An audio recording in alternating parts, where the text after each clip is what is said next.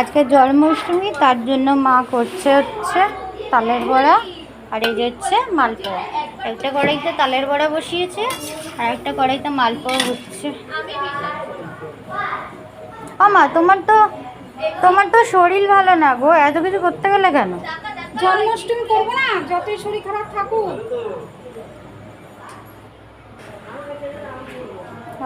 শরীর খারাপ নিয়েও করছো তাই তো? ঠাকুরকে দেব, ছেলে মেয়েকে দেব, সবাইকে দেব প্রসাদ।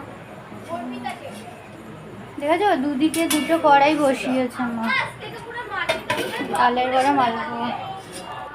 বাঁধো, আর যেগুলো দাঁড়িয়ে আছে না দুটো ফটো বাঁধাবো আর দুটো ইয়ে করবো।